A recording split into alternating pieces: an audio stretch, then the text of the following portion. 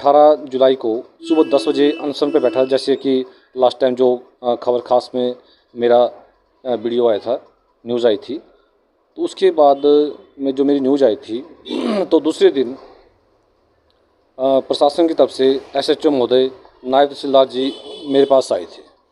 मतलब प्रशासन या जो भी हमारे अधिकारी हैं वो ये नहीं समझें कि मैं 27 घंटे अनशन के बाद चुप बैठे। SDM साहब को दोबारा ज्ञापन दे के आया हूँ और साथ में SHO साहब को सूचित करके आया हूँ कि मैं 15 अगस्त को सुबह 9 बजे गांधी वाटिका में दोबारा अनशन पे बैठूँगा।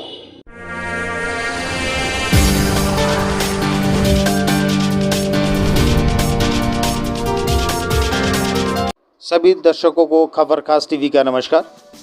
मैं राजेंद्र सिंह। आप सभी को मैं ये बताना चाहता हूँ कि कुछ दिन पहले महात्मा गांधी वाटिका में जोगिंदरनगर में एक शख्स जो अनशन पर बैठे हुए थे वो आज भी हमारे साथ कि वो नरेश कुमार हैं, जो कि हमारे ही जोगिंदरनगर पंचायत जलपेड़ से संबंधित हैं। और आपको कुछ दिन पहले अगर याद हो, जो हमारी महात्मा गांधी वाटिका है उसमें ये अनशन पर बैठे हुए थे और इस खबर को सबसे पहले आपको खबर खास टीवी में दिखाया गया था। उसके बाद जो है प्रशासन से इनसे मिलने कुछ अधिकारी लोग आए थे और फिर आज उसके बाद जो है ये दोबारा से हमारे यहाँ स्टूडियो में आए हैं और जो कुछ भी इनके साथ घटित हुआ या जो भी प्रशासन ने कदम उठाए इनके अनशन से उठने तक के, और जो भी इनके पास खबर है, जो भी जानकारी है वो आपके साथ साझा करेंगे कि ये इनका अगला स्टेप क्या होगा और ये प्रशासन से किस तरह से मिले। अभी तक प्रशासन को उन्होंने ज्ञापन दिया दोबारा से अनशन में बैठने का या नहीं दिया, क्योंकि उन्होंने अनाउंस किया था कि ये दोबारा से जो है अनशन पर बैठेंगे। नरेश कुमार जी, आपका स्वागत है खबर खास चैनल में। तो आपसे मैं ये पूछना चाहूँगा कि आपने जो भी सरकार को इसके बारे में इन्फॉर्म किया या अनुमति मांगी इसमें अनशन में बैठने की, या जो आप पहले बैठे थे उसके बाद आपके पास कोई प्रशासन के अधिकारी आए कि नहीं आए, तो वो सब आप हमें डिटेल में बताइए। सर्वप्रथम सभी को मेरी तरफ से नमस्कार।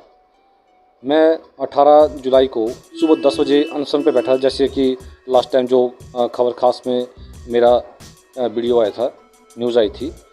तो उसके बाद में जो मेरी न्यूज़ आई थी तो दूसरे दिन प्रशासन की तरफ से SHO महोदय, नायब तहसीलदार जी मेरे पास आए थे और मैंने उनको अपना ज्ञापन दिया था, जिसमें कि जो मुख्य मांगे थी उसमें मैंने लिखी थी और उसमें से नायब तहसीलदार जी श्री माननीय साजन बग्गा जी ने मेरे को आश्वासन दिया था कि ये जो डिमांड्स हैं हम सरकार को आगे भेज देंगे।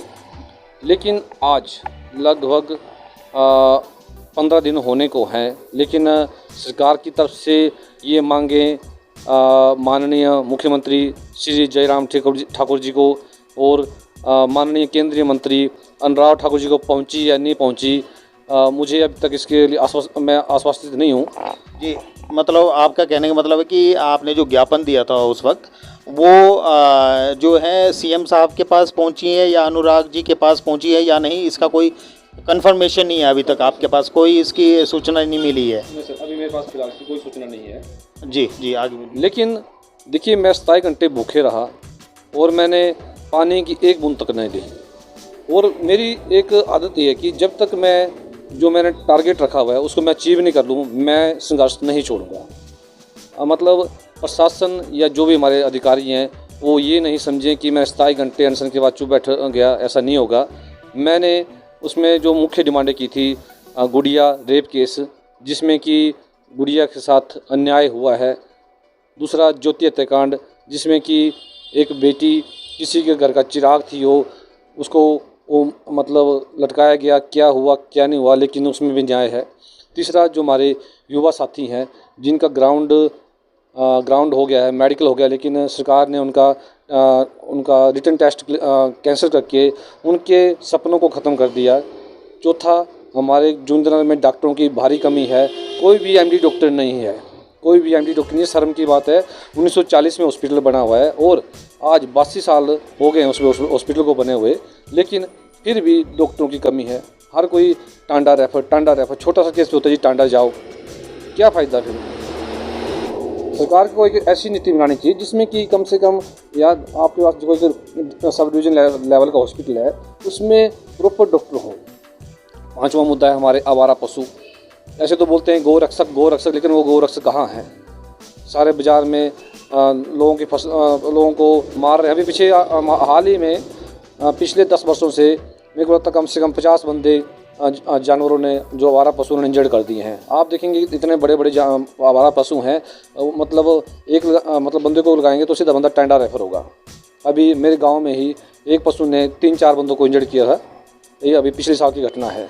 तो मैं चाहता हूँ कि इसके लिए आवारा पशुओं के लिए प्रॉपर इंतजाम सरकार करे। छठा मुद्दा है मेरा कि कुछ भाई हमारी पंचायतें हैं, वहाँ पर सानन पावर हाउस से पानी दिया गया है, लेकिन वो सानन पावर हाउस बंद होता है तो लोगों को पीने की पानी की भारी समस्या पैदा होती है, और वो पानी मटमैला पानी है, साफ़ पानी नहीं है।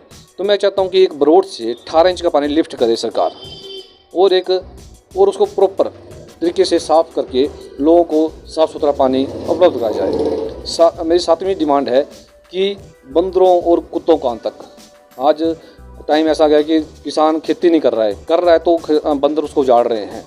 और तो मेरा साथ में आवारा कुत्ते, आप आजकल देखेंगे आप शहरों में, गांव में आवारा कुत्ते इतने हो गए हैं कि लोग बच्चों को घर से बाहर नहीं निकालते हैं। तो जी, ये तो थी आपकी मुद्दों की बातें जो आपने उठाए हैं मुद्दे।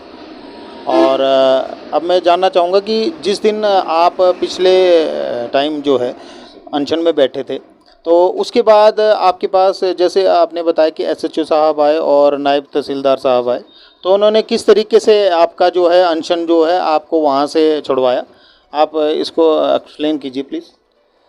सर वो मेरे पास आए थे, फिर मैं उनको एसएचओ साहब और नायब साहब मेरे को अपने ऑफिस ले गए, साथ में ही है, गांधी वाटिका के साथ ही है। तो उन्होंने बोला कि एसडीएम साहब उस टाइम छुट्टी पे थे, नहीं थे ऑफिस में, तो कि हम जो आपकी डिमांड्स हैं सरकार को भेज देंगे, ठीक है, उसमें कार्रवाई होगी। लेकिन अभी कार्रवाई होगी कब होगी कोई निश्चित समय नहीं है, लेकिन ये मुद्दे ऐसे हैं ठंडे बस्ते में चले जाएंगे। इसलिए मेरा सरकार को मेन मकसद ये है कि ये लोकहित के मुद्दे हैं, कोई भी ऐसे मुद्दे नहीं हैं कि मेरे को पर्सनल मुद्दे हैं, ये पूरे मतलब अच्छे मुद्दे हैं, और कोई भी ऐसा मुद्दा नहीं है कि जो मतलब जनहित का नहीं हो। तो इसीलिए मैं अभी आज मैं एसडीएम साहब को दोबारा ज्ञापन दे के आया हूँ, और साथ में एसएचओ साहब को सूचित करके आया हूँ कि मैं 15 अगस्त को सुबह 9 बजे गांधी वाटिका में दोबारा अनशन पे बैठूँगा। जी, बहुत अच्छी बात है। और आप ये बताएंगे कि जैसे आपने बोला कि आप जो है एसएचओ साहब को और एसडीएम साहब को ज्ञापन दे के आए हैं, अपनी अगली जो कार्रवाई है आपकी जो है आप दोबारा से अनशन में बैठेंगे, तो इसमें जो है एसडीएम साहब का और एसएचओ साहब का क्या रिएक्शन था? आपको उन्होंने कुछ बात कही होगी इसके बारे में, कैसे एक्सेप्ट किया उन्होंने आपका ज्ञापन जो है?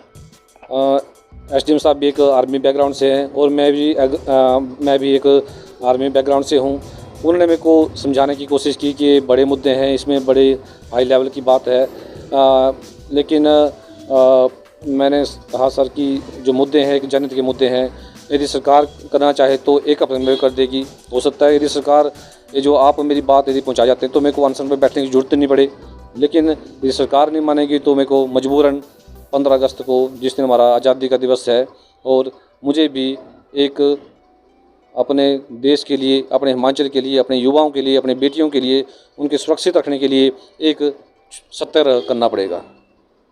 और कोई जिनके पास आप गए या आपका जो है ज्ञापन किसी और को दिया हो?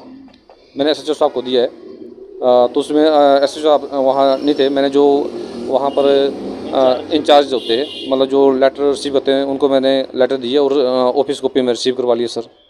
और इसमें न्यूज़ वगैरह में दिया किसी को? सर प्रेस, जो हमारे प्रेस क्लब के अध्यक्ष हैं श्री अश्वनी सूद जी, उनको मैंने उनको भी ज्ञापन दिया है, उसकी कॉपी दी है ज्ञापन की सर। जी, चलिए बहुत अच्छे। अच्छा, तो जैसे कि नरेश कुमार जी ने बोला, जो इन्होंने लास्ट टाइम अनशन किया था उसी को आगे बढ़ाते हुए इन्होंने जो है अभी दोबारा से आज हमारे एसडीएम साहब को और एसएचओ साहब को जो है, और प्रेस में भी इन्होंने जो है एक ज्ञापन दिया है कि वो आने वाली 15 तारीख से दोबारा से अनशन में बैठेंगे।